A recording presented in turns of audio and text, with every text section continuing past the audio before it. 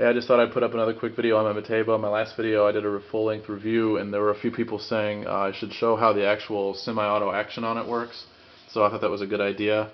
I didn't on the last one just because there's another guy that has a video up. His name's like GNR 357 SIG, or has G's and R's in it or something like that. If you look to the right, it's probably on the related videos, but just kind of shows him fondling his 8-inch Mateba, kind of cycling the action back and forth. But I thought you can never have enough Mateba videos on YouTube, so I put another one up, and I'll explain this one a little bit more, how the action works. So anyway, what we have here is a Mateba Unica in 44 Magnum, an empty 44 Magnum.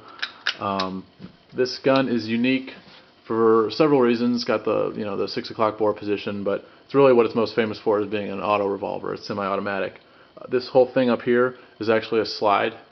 In your 1911 or your Glock or whatever, you have a slide that moves back with whenever you fire around, and it brings the next one up from the magazine, cocks the hammer, does all that stuff. In a revolver you don't get that. You have to do it all yourself. So what we have here is a semi-auto revolver with a cylinder, with a rotating cylinder. So what happens is, right now it's in double action. The trigger's fully reset. The hammer's down. It's decocked.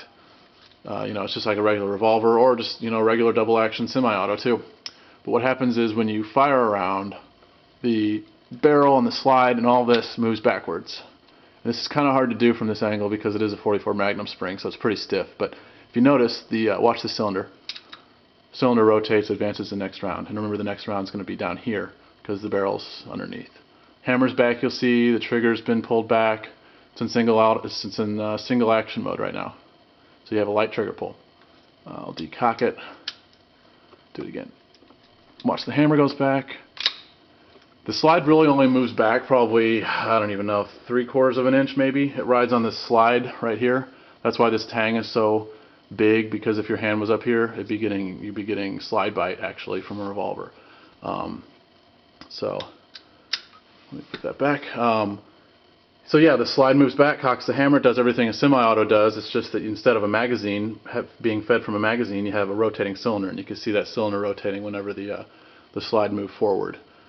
So it's a pretty cool concept. A lot of people describe it as sort of a solution looking for a problem and answer to a question nobody asked. And it's kind of funny because I read a quote by Emilio Gisoni, the guy that designed it, and he even said the reason he made it is just to show that it could be done. I mean, he knew it was impractical. He knew it wasn't really something that the handgun world was really waiting with bated breath for or anything like that. It was just, in his opinion, something cool and different. And that's kind of why I like it. So anyway, that's just a quick overview of how the mechanism actually works. I mean, if you want to see a full review, just check the sidebar. I've got a full-length review on it. I think it's a cool gun, great gun. Hard to find, but if you find one, pick it up. You're not going to see them anymore. They're only going to get more valuable.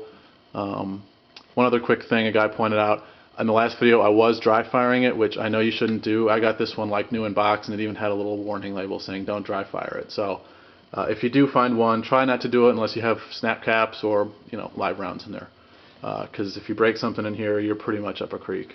So anyway, cool gun, Mateba 44 Magnum. That's how the action works. Do it one more time, and there you go, cocked.